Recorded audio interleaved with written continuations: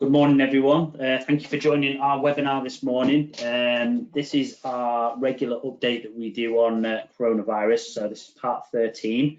For those that haven't joined before, I'm just going to go for a short bit of housekeeping before we get started. Everybody's audio is on mute, so unfortunately we can't hear your audio. I have got a slide after this one that shows where you can ask any questions, because we're going to do a live Q&A at the end. Hopefully you can see my screen here, my audio. In terms of presenters that we've got today, we've got Audrey Robertson, who heads up our HR consultancy team here at Morpay. We've got Michelle Hobson, who's our HR services director. And we've also got Philip Barker, who heads up our health and safety team here today. They're going to take us through the presentation today and also answer any questions that you do have at the end. Any questions that we don't get round to answering, we will come back to you post-webinar. And then lastly, it is booked in for half an hour. Sometimes we do go slightly over depending on the content. So if you have to drop off, don't worry, it is being recorded, and you will get, as part of registering, you will get a copy of the recording on our YouTube. You'll get a link to go and watch it. So in terms of agenda for today, we're going to start off with going through what's new. It's been 2 weeks since we gave an update on our last webinar. We're going to go through what's changed. We're also going to go through some updates on health and safety. Phil's going to take us through that, and then we're going to also look at some returning to work things you need to consider. And then, as I mentioned before, finally we're going to get to some live Q&A. I mentioned before about asking a question. On my screen, it's on the right-hand side, but the GoToWebinar should have a question box. If you put a question in there, we'll try and answer it at the end. If not, as I mentioned before, we'll come back to you with an answer post-webinar. I won't be mentioning anybody's names. I'll just ask the question, and one of the experts will hopefully be able to answer it. So any questions you've got throughout the webinar, please put a comment in there. So I'm going to pass over now to Michelle, who's going to take us through the first bit and an update on the stats and advice. So over to you, Michelle. Thanks, Dan. So just go into the next slide. I just want to take a few minutes to talk about kind of where we're up to with the stats. And I've mentioned this before, but for those of you who are new to our webinars, you know, we talk a lot in our business about the stats in terms of keeping on top of them, understanding what the trends are. But we do feel that it's important for individuals and for their mental health and well-being to not become too obsessed with them. It can be very all-consuming if people are focused on the stats each day. It's good to have an overview and a high-level understanding, and that's what we're just trying to provide here. So if you look at the slide on front of you, you will see the latest update as of yesterday. So we're over 300,000 confirmed cases now and over 42,000 deaths. The positive news, if you can class any deaths related to COVID as positive, is that yesterday the government reported 15 new deaths from COVID and fewer than 1,000 infections. The infections are actually the lowest, the deaths are actually the lowest reported since the 13th of March. This is huge improvements that we're making. And if you look to the graph on the right, you will see there the daily government reported deaths, and you will see that downward trend. The black line is the rolling average. And although a longer decline than it was to go up, there's certainly a downward trend. And this is the sort of data that is driving all the government decisions that they make. But it continues to decline and go in the right direction. There will be spikes, and today there will likely be a higher number because Sundays and Mondays are always lower due to reporting lags at weekends. But when you start to compare each day to the same day the previous week, that's when you really start to get the trends. And the other thing to remember, particularly with both the deaths and the infections that the government report on a daily basis, these tell them of date reported and not date they actually happened. There are other stats online that talk about date that deaths actually happened and dates of positive tests by specimen reporting. But the upshot is that they're all showing a downward trend, albeit slower than you may like to see. It is going in the right direction. And the things that we're going to talk about in the next few slides it's supplements that this is the reason the government are looking to update. So on the next slide then, one of the main things that has changed since we last spoke, and this has only happened in the last few days, is that the government have lowered their alert level. So we were previously on alert level 4, which was the epidemic is in general circulation and transmission is high or rising exponentially. Now they've reduced it to level 3, which they are saying means in general circulation. And what they have put behind this is being at level 3 will allow for a gradual easing of social distance measures. And that is the point that we're at the moment. So again, they've announced this ahead of any specific details, and we now know that we're in level 3. So on the next slide then, I just want to go through some things that either have happened or we are anticipating happening, which will kind of frame the rest of the conversations that both Phil and Audrey will have today. The thing to point out here, though, is that the 4 nations of the United Kingdom are all doing things at different times. Each of their governing bodies are responsible for their own interpretation of this. So England, Scotland, Northern Ireland and Wales will be doing things at different times. Some of the things that are worth pointing out are that there's still an advice to avoid all non-essential travel, and from the 8th of June, so if you're returning to the UK from the 8th of June, you've got to self-isolate for 14 days. In England, the message is still that people who can work from home should continue to do so, and I believe that message is replicated throughout nations. Other things are face coverings are mandatory on public transport in England from the 15th of June and from the 22nd of June in Scotland. We know that schools are beginning to open, again, at different times and in different ways. In England, Year 6, reception and Year 1 have started to go back as of the 1st of June, and then some secondary school years, mainly years 10 and 12, have started to go back in the last few days. Wales are intending on opening all schools for reduced hours at the end of June, but both Scotland and Northern Ireland are waiting till later in the summer after the summer holidays. Non-essential retailers opened on the 15th of June in England and the 22nd of June in Wales. And the anticipation is still that pubs, restaurants, hotels, cinemas, salons, etc. may start to open from the 4th of July. And that was laid out by the government back in May as a potential date. We're expecting that today there will be an update from the government in their daily briefing this evening, which will be quite significant. And we are expecting that social distancing rules are likely to be amended. So the things that we're looking for from today, which will give us a lot more information, is the detailed plans for the reopening of the hospitality industry. The Scottish Government have already released some guidelines on how they anticipate getting the hospitality industry moving, and we're expecting a similar kind of thing to happen from our government with some more details and specific dates. The biggest thing is, though, the possible reduction of the social distancing from 2 metres to 1 metre. And even some of our own customers, especially in hospitality, have said if that happens, if it's reduced from 2 metres to 1 metre, that will be a game changer in terms of helping them to open. So we will await that guidance and react accordingly. And we expect some more information, particularly in England, about the plans to reopen schools, because at the moment, other than those years specified, the English schools haven't been given any more information.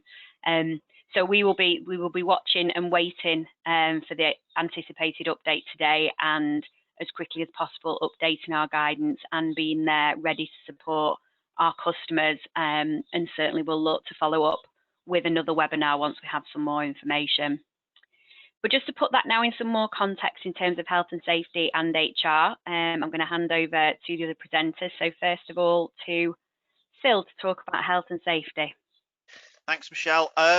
Yeah, so there's a lot likely to change in the next couple of days. So I'm just going to try and cover some of the standard guidance so that I'm not going to be contradicted by the Prime Minister later today. So on the screen at the moment, what we've got is just a quick reminder that health and safety regulations require risk assessments, and I think everywhere. If you listen to the TV, you're just getting COVID secure risk assessments bounded at you.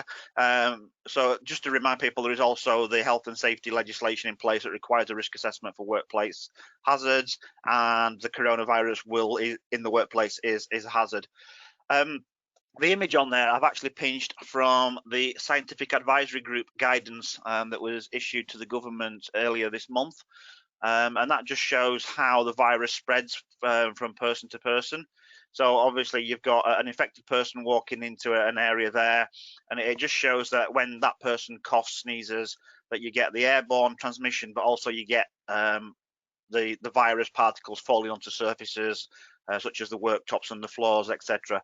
So again, just a quick reminder of how the virus moves from person to person within not just a working environment, but in a socialized environment. Just want to quickly move on to the next slide for us, please, Dan. On the next slide, again, just a quick reminder that the HSE standpoint, they will enforce the regulations and legislation where required. And just as a bit of a background on that, I do know that in the town I live, there's some cafes that were doing takeaway pushed the boundaries slightly. And they had letters from the local authority licensing department asking them to obviously come back in line with COVID secure or legal action would be taken. So that's just something I've picked up from local businesses around here, and I imagine that's mirrored around the country. Also, with the return to hospitality sector opening, the licensing authority, again in the town I live in, are actually emailing, writing to all premises that have got alcohol licenses and asking them when they're likely to reopen and what plans they have in place to reopen to make sure they're doing it safely. So it's very keen and very important that we get all these plans in place prior to opening, because the local authorities are going to be doing spot checks as the pubs open. There's a good reason for that. The scientific advice is that socialized space is where the virus can take hold quicker. It's one of the reasons why the hospitality sector is one of the last that's going to be reopened. I mean, just on the news today that cinemas and theatres are looking at being announced to reopen. Now, if you can imagine, it's really difficult to keep people 2 meters apart in those kind of environments. So we need to be thinking around what else is going to be happening in these kind of environments to control the risk, and things like face coverings, etc. So I want to move on to the next slide for us before I start talking about it. So we talked on previous webinars about the hierarchy of controls, and I'll touch on them in a little bit more detail on the next slide. But as with any health and safety COSH type risk assessment, we have a hierarchy of controls, and that is to first of all eliminate the risk through different types of controls, be that engineering, social distancing, etc., and then protect. So the last kind of control is protective equipment. Now, it's quite fashionable, I think, for people to, fashionable is probably the wrong word because it doesn't look very fashionable what people are wearing, but it's becoming quite common for people to go straight to masks and straight to face shields, but these should be the last consideration. Personal protective equipment in any kind of risk assessment is the last consideration, and it shouldn't be the go-to. You should be just thinking about masks and shields when you can't do anything else. But that said, let's just run through some of the type of things. The biggest and the best control is to make sure the virus does not come into the workplace. So anybody who's got symptoms stays at home. Anybody who's obviously in a household that's got symptoms stays at home for the 14 days. Health assessment for returning staff, and this is just asking again whether they've had the symptoms, whether they've got anybody in the house that's got the symptoms, allows you to make sure that that first point is controlled. Still continue to work from home where possible. So again, office staff don't need to be rushing back to work in the office.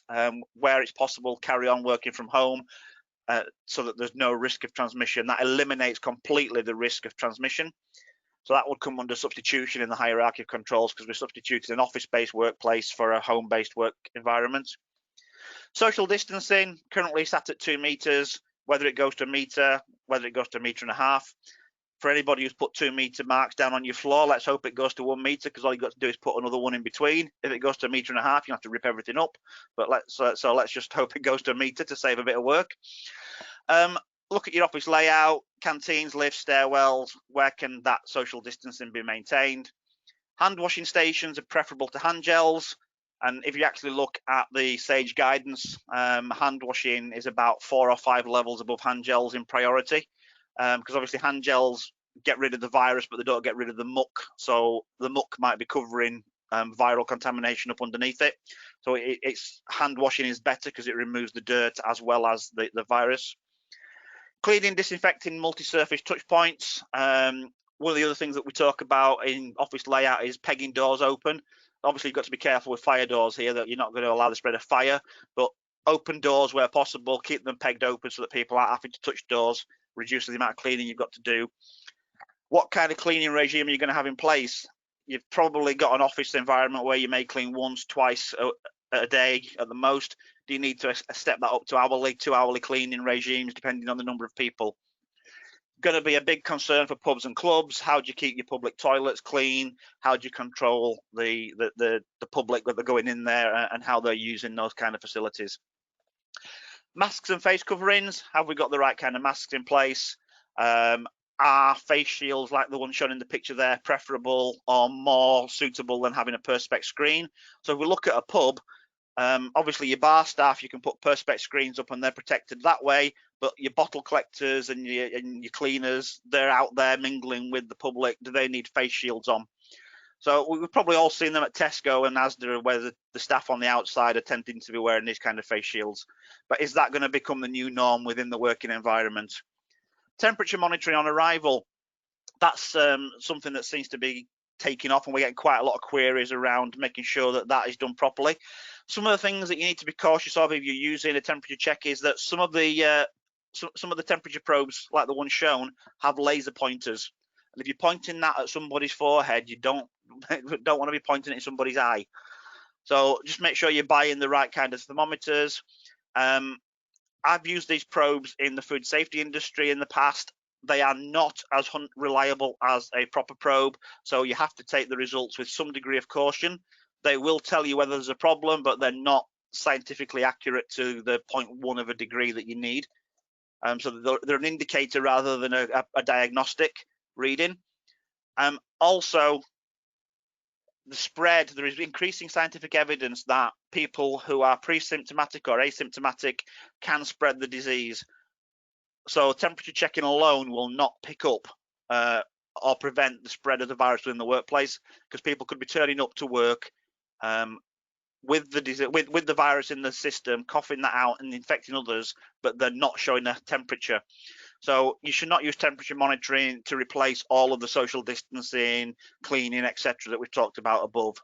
And there's another issue around GDPR, because you're potentially recording people's personal health situation.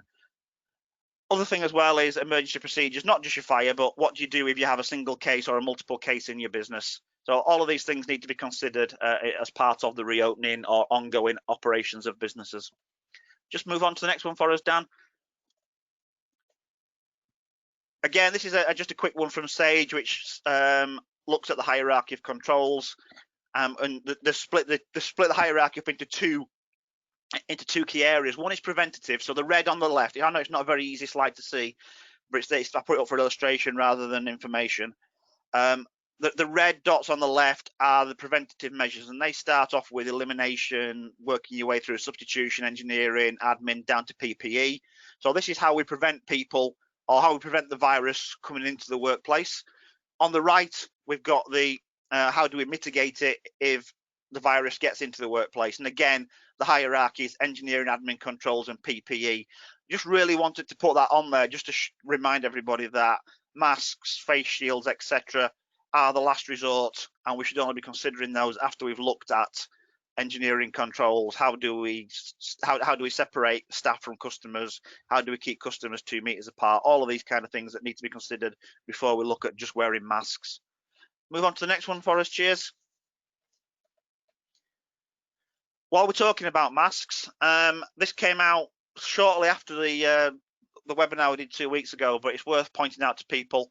KN95 masks, the HSE have found that a lot of these have, I don't want to say falsified, I'll say inaccurate safety data.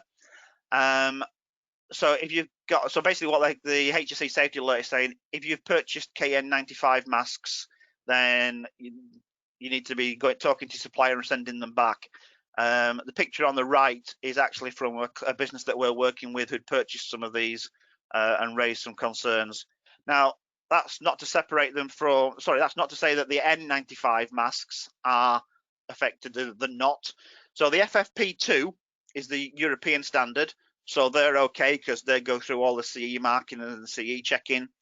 The N95s, that's the United States standard, which is equivalent to the FFP2s. And again, the quality checking on the N95s are deemed to be okay. The problem with the KN95s, which is a Chinese standard, is that it's purely down to the supplier to quality check them themselves. So it's so easy for somebody to just make something and stamp it KN95 and put it on the market.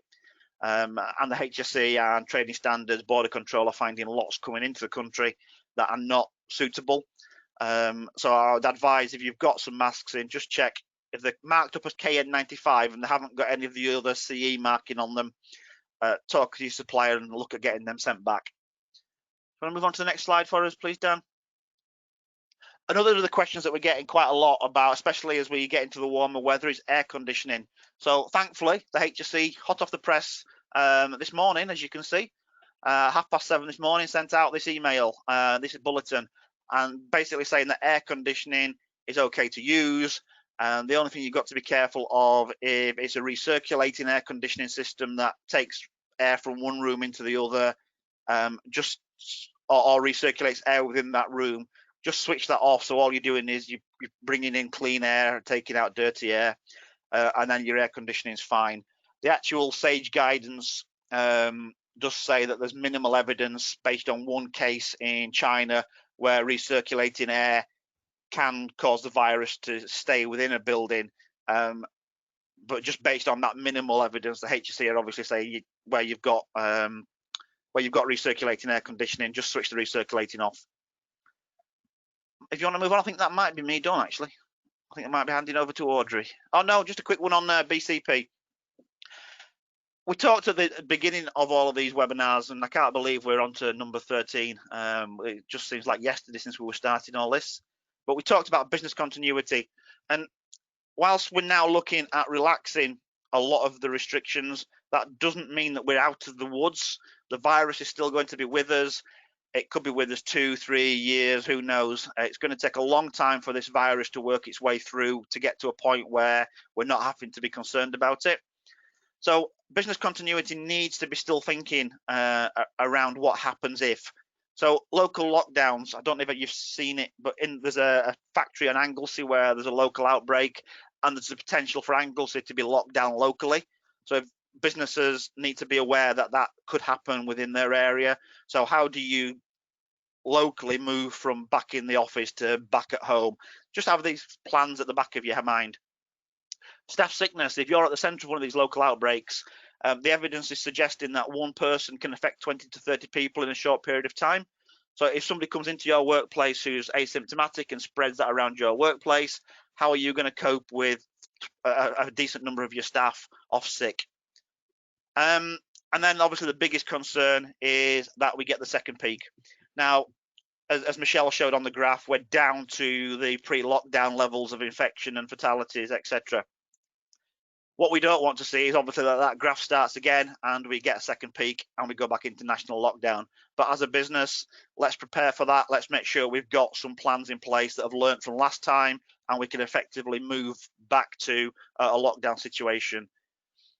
So the key things that are going to remain is social distancing, whether it's 1 metre or 2 metres. We're going to have to keep enforcing, encouraging good hygiene. So that's cleaning touch points, washing hands, and the old catch it, bin it, kill it.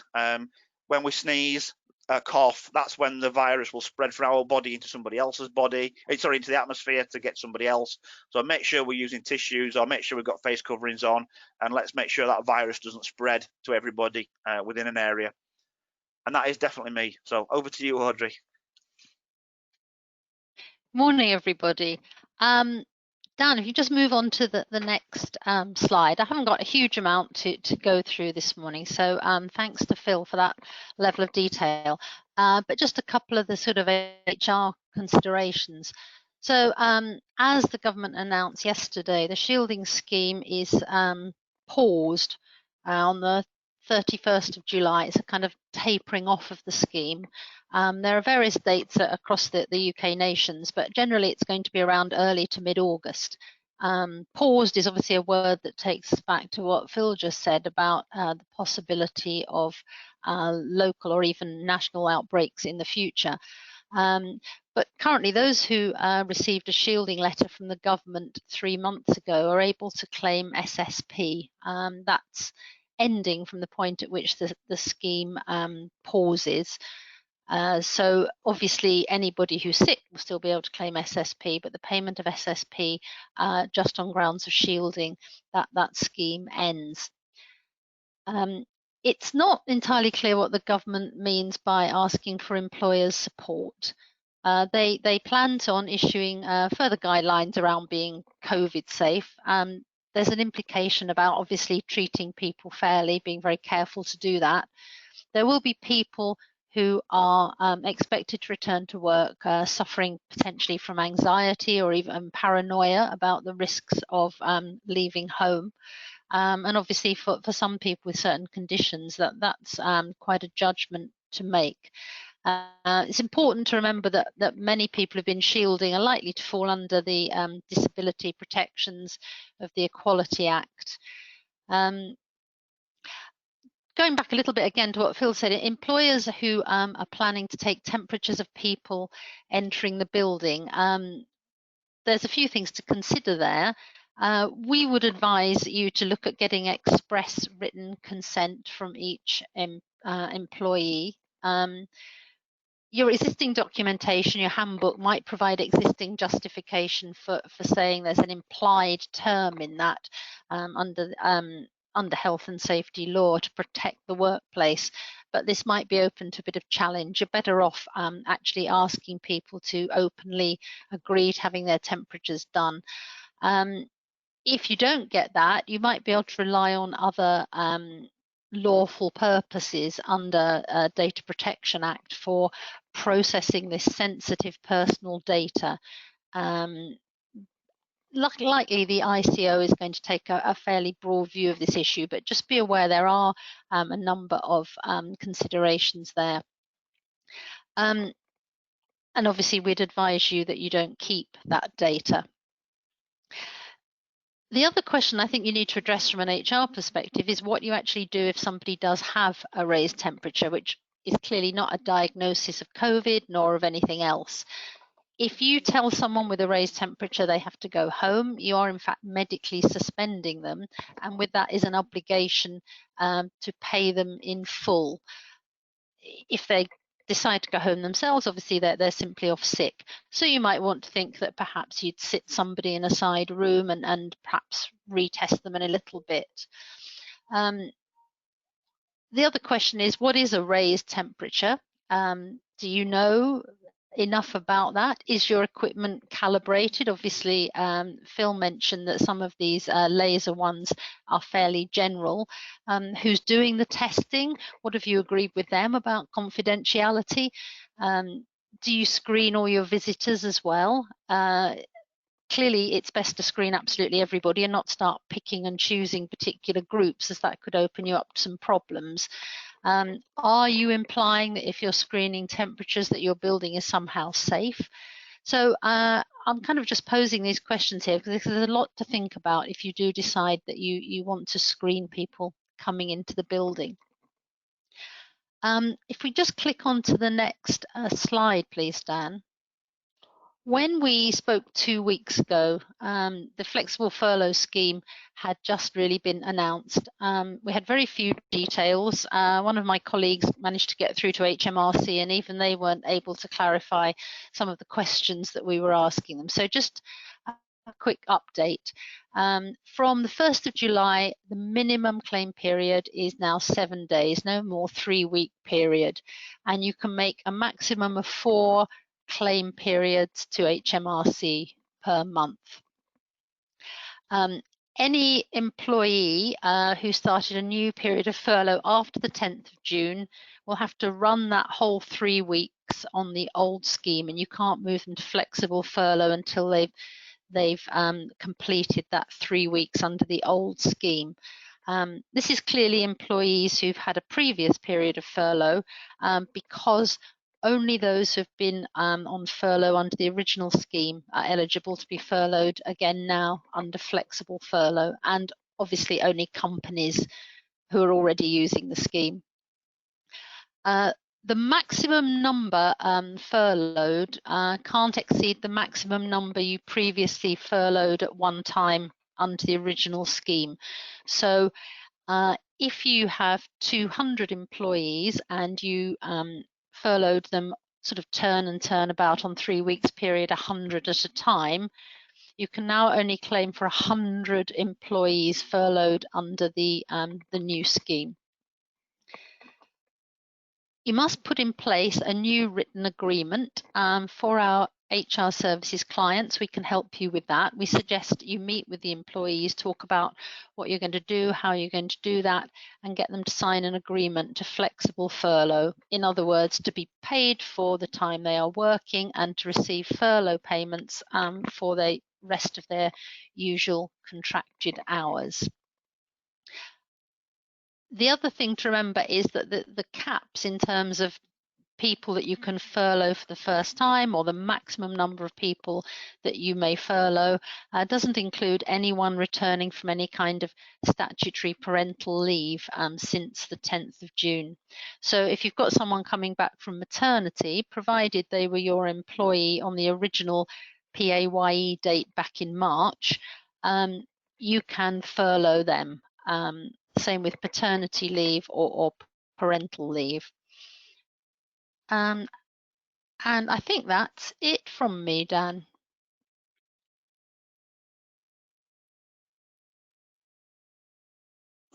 Okay, thank you guys. I just thought I know that we're just gone over in terms of timing, so we have had a few questions in, so we'll get to the questions. But the slide that we've got on screen at the moment, anybody looking for support, this is just one of the consultancy packages helping businesses emerging from the lockdown, getting back into work. We do have support from the health and safety, HR, employment law side, and also from payroll side, how we can help businesses get back into work, what they need to do, ensuring that they're adhering to the guidance and legislation. So anybody that is interested, please put a comment on the questions box and we can get some more information sent out to you. So anybody that does have to, hard stop and they've got to leave, don't worry, we're going to record, or we are recording this session. We'll get it sent out to you. We have had a few questions, so we're going to get to those now, albeit we've had quite a few, so we're not going to be able to answer them all. So the first one, hi, can you advise what we should do about toilet and kitchen facilities when more staff return to our office? We have one disabled ladies toilet and one for men. The kitchen is shared by all staff. Currently we have 3 staff in there and they're required to wipe down the surfaces they touch with antibacterial wipes in the communal areas. Do we just continue with that?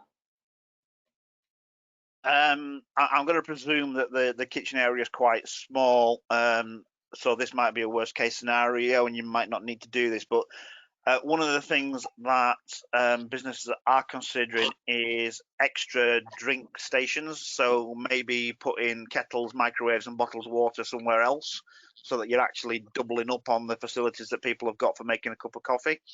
In an office or an engineering type environment, that might be somewhere that you put that's obvious and visible to everybody. Obviously, if you're an engineer, you've got to make sure that you're not contaminating the drinks and everything with the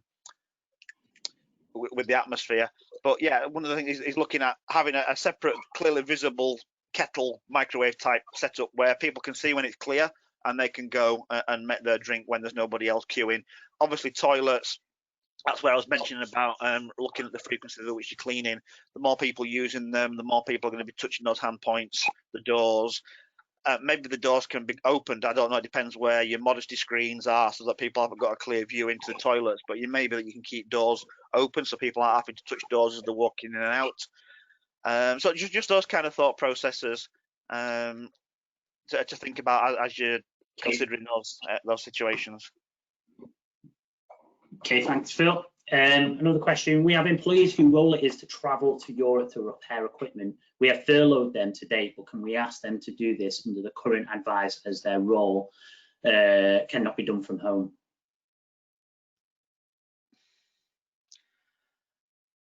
Dan, could you say the first part of that question again? I didn't quite get that. Yes, sorry. We have employees whose role it is to travel to Europe to repair equipment. We have furloughed them today, but can we ask them to do this under the current advice as it is their role, which cannot be done from home? Yeah, well, at the moment, the Foreign Office advice is still to travel only when absolutely necessary, and that has not changed yet. And I think that's still very important. I know that some airlines are starting to travel again, but unless it is classed as an absolute essential trip, I would say that at the moment that is something that you would need to continue them on furlough until the advice changes. I think as well to just add on to that one, Michelle, is the potential of actually, is it possible? Because some European countries are still putting quarantine on travel from the UK, and at the moment, unless that changes again today, the likelihood is that when your staff came back from Europe, you'd be having to quarantine them for 14 days. Yeah. It would not be advisable under the current regulations and advice and guidance. Okay, thank you. Another question for you, Phil. First aid boxes, do you have any updated guidance on what we need to provide to our first aiders in the current circumstances? There's nothing that's been really put out there as official. Again, look at your risk assessment. The one thing that I have suggested to clients in the past is that they supplement the first aid box with a bag that's got maybe a surgical mask in it, some rubber gloves, although most first aid boxes have already got the gloves in. But it might just be worth just having a sealed bag that's got, like I say, a surgical mask, a disposable apron, and a set of gloves, and maybe some hand gel nearby, depending on what washing facilities you've got close by. But just something that reassures your first aiders that they've got access to that PPE when they need to use the first aid equipment. Yeah, that's great. Well, I think just due to timing, I think we'll end the questions there. Anybody that's joined our previous sessions and that has asked a question, you'll know that we do write back to everybody who has asked the question with an answer. So I'm going to leave it open for a couple of minutes once we finish, just for anybody that does have any questions they want to ask, and we will get back to you. We normally, it's normally the next day we send answers back by email. So I would like to thank you for joining today. We will put on another session in 2 weeks' time, so please look out for the meeting invite. It'll come through the normal channel through our email marketing engine. So please look out for that. Anybody else that's looking for more information, please go to visit our knowledge centre, which is on our website. You'll see further guidance, blog posts, updates on not just COVID-19, but also any other health and safety and employment law, and also payroll related issue. So please visit the knowledge centre on there. And lastly, just thank you for joining today, and hope you all have a great day. Bye-bye.